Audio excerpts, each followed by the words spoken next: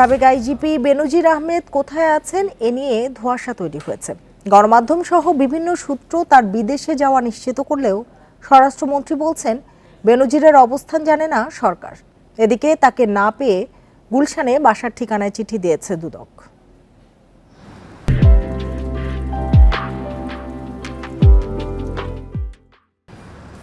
গুলশান ১ এর অভিজাত এলাকায় উচ্চ মূল্যের ফ্ল্যাট বাড়িতে থাকতেন সাবেক আইজিপি বেনজির আহমেদ। ১২ তলা এই ভবনের ২৫০০ স্কয়ার ফিটের ৪টি ফ্ল্যাট রয়েছে তার। এসব ফ্ল্যাটের প্রতিটির দাম ৫ কোটি টাকা করে হলেও বেনজির ও তার পরিবার ৪টি ফ্ল্যাটের দাম দেখিয়েছেন মাত্র ২.৫ কোটি টাকা।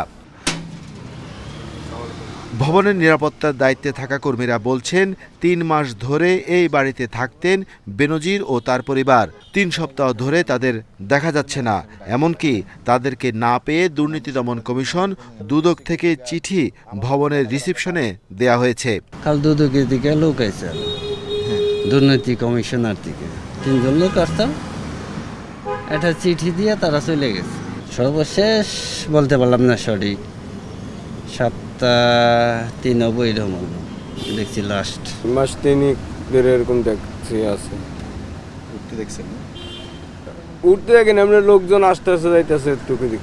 বিভিন্ন গণমাধ্যম বলছে ৪ মে স্ত্রী জিশান মির্জার চিকিৎসার জন্য সিঙ্গাপুর গেছেন বেনজির, তার মেয়েরাও সাথে ছিলেন।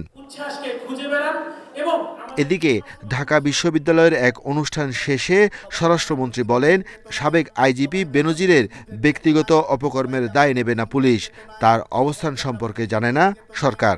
অন্যায়ভাবে ধন সম্পদ কুক্ষিগত করে থাকেন, আমাদের দেশে সেই অনুযায়ী তার বিধান রয়েছে বিচার করে, এবং সেই অনুযায়ী তার বিচার হবে, সেখানে আমাদের কিছু বলার নেই। তাকে তো এখনও আমরা নিষেধাজ্ঞা দেইনি, শুধু সেই নিষেধাজ্ঞার আগে চলে যেয়ে থাকে। আমি এখনও কিন্তু সঠিক জানি না সে আছে কিনা চলে গিয়েছে, এটা ব্যক্তিগত ব্যাপার।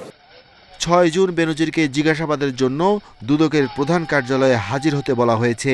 এছাড়া ৯ জুন ডাকা হয়েছে তার স্ত্রী ও সন্তানদের।